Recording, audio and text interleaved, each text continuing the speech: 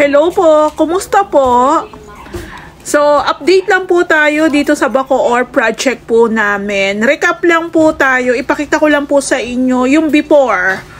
Actually, hindi pa naman po kami tapos pero parang nakaka-excite kasi na ipakita ko po sa inyo yung mga improvements na ng aming project po dito sa Bacoor. So, kung mapapansin nyo, ito po yung unit nila, ma'am. Ganito po yung pinaka-itsura niya. Kaya po yung kontrata po namin dito sa Bacoor, repair and renovation po siya. Ayan. So, kung mapapansin nyo po, yung gate, ayan po ang itsura. Yung mga bakod, may bubong pa dito. Ayan. So, open po siya. So, ganyan po yung itsura niya. Luma na. So, bali guys, sa loob naman po, ganito naman po ang itsura niya. Ayan po, may kisame, may tiles, may pintura, may kitchen. So, ganito po yung ocular visit po namin dito sa project namin sa Bacoor. So, gusto ko lang pong ipakita sa inyo yung pinaka-itsura po talaga nung unit na hindi pa po namin siya nagagawa. So, may mga nakasahod po dyan na timba kasi nga ang dami na pong leaks. Ayan. So, dito guys, lahat po talaga to kailangan ng baklasin kasi bukod po sa luma na, sira na rin po talaga. Ayan po. Ganito pa yung kisame nila. Plywood pa. Kasi matagal na rin po yung bahay. Nasa 14 years, lagpas na po ata. So, nire-recap ko lang po kayo para yung iba po na bago pa lang na makakakita sa aming vlog, makita nyo po yung trabaho ng Ray House Makeover sa kada kontrata po namin. Ito po yung bathroom nila. Ayan. So, malilita po yung tiles dyan. So, guys, bali 3 kwarto po ito. Dito po yung 2. Ayan po ang itsura. Ayan. So, yung mga bintana, ang lalaki pa.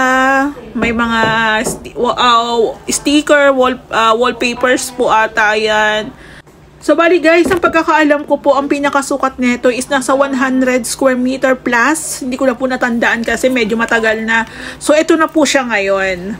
So, guys, yung pinaka front extension, naka Versatex finish po yan. Pero, pinag-usapan po namin ni Ma is gawin na lang po flat finish na lang po yung ating wall. So, diskarte na lang po ng aking pintor kung paano po yan magiging flat. At ayun nga po, pipinturahan na lang po namin siya. So, dito guys, meron tayo ditong dirty kitchen. Ayan, naka-tiles na po siya ng 40 by 40. Meron din po siyang countertop dito. Ayan. So, guys, ang tiles po natin dito is 40 by 40. Hanggang doon na po yan, paikot na. Tapos po, naabutan din po namin ini-install na po yung mga sliding windows. Ayan po. So, bali, contact po nila yan. Kakilala po nila, ma'am. So, pwede naman po yun. Kung kaya nyo po mag-asikaso, pwede naman. So, ito po yung parang bench dito sa may labas. Inayos na rin po yan. So, ito po yung sa pinto nila. So, kanina umaga po, dineliver na po yung mga Santa Clara na marine plywoods na gagamitin po sa cabinets. Ayan po. So, na-deliver na rin po kahapon yung mga gagamitin namin para po sa gate. Ayan. So, bali dito po, ito na po yung ating bathroom. Ayan. So, yung bathroom po natin, 2 po yung magiging pinto. Tagusan po yan sa kwarto, tsaka po dito sa my kitchen. So, guys, dito naman po yung sa open area nila. Ayan po. So, natapos na rin po yung pagka-tiles dito sa ating countertop. Ayan po. So, na-deliver na yung mga gagamitin pang materyales. So, bali guys, proud lang ako kasi nakita nyo naman po yung before tapos ngayon, ito na po yung ongoing namin. So, kaya po namin pagandahin yung unit nyo. So, bali guys, i-share ko lang din po sa inyo na pa 1M na po yung materials namin dito sa Bacoor. Hindi rin po kasi biro yung repair and renovation. Tsaka mahal po talaga ang mga materials ngayon. Siyempre, hindi rin po biro yung naging labor namin dito.